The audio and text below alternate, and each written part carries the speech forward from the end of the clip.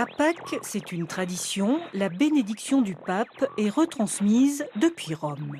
Au cours du message qu'il a adressé au monde entier pour la fête de la résurrection, le pape devait exprimer le souhait de voir les hommes revenir à des sentiments de justice et de fraternité qui, devait-il ajouter, peuvent seuls engendrer la paix.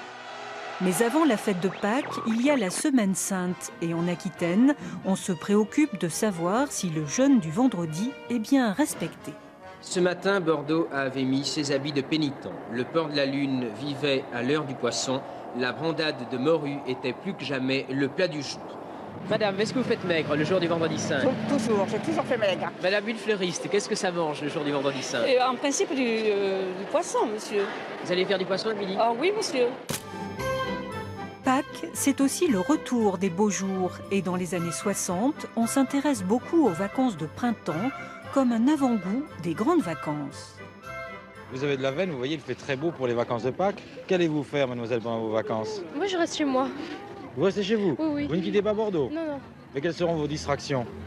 Je m'amuserai. Vous n'avez pas de projet? Non. Moi, je vais au bord de la mer, Où? à Montalivet, mais pas au camp des naturistes. À l'époque, on compte 3 semaines de congés payés et pour ceux qui peuvent en profiter, la SNCF augmente le nombre de trains et de destinations. C'est l'heure des premiers grands départs sur les rails, mais aussi dans les airs. Comme à la gare Saint-Jean sur l'aéroport de Bordeaux-Mérignac, beaucoup d'animations et aussi beaucoup de vols supplémentaires. D'ailleurs, tout à l'heure partira une caravelle pour Casablanca et cette caravelle est complète. Et si vous voulez partir en avion pour ces vacances de Pâques, eh bien, on peut le dire, il est pour ainsi dire trop tard. Et pour ceux qui restent dans la région, la préoccupation première est celle de la météo. Radieuse à Biarritz en ce 28 mars 1967 et à Arcachon où les vacanciers lisent le magazine Âge tendre à la plage. Sous un soleil pratiquement estival, des promeneurs de toutes les régions se pressaient sur les promenades, les voitures s'entassaient dans les parkings trop étroits, tandis que sur les courts de tennis, l'on disputait ferme le tournoi Pascal.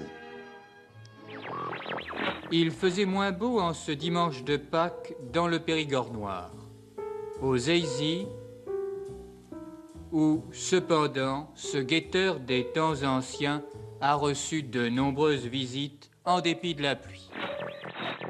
Nous avons rencontré les cloches dans le ciel et elles nous ont remis ces beaux œufs pour vous.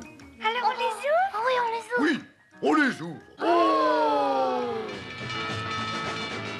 Ah, les œufs, comment les oublier? Secoués en tous sens, chocolatés, décorés, ils font saliver les gourmands prêts à courir, comme ici, au parc bordelais.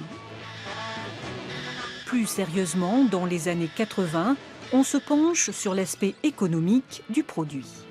Le week-end de Pâques représente donc une période de grande activité pour les pâtissiers. Une ombre au tableau, pourtant, le calendrier scolaire et le beau temps qui vident les agglomérations de leurs habitants.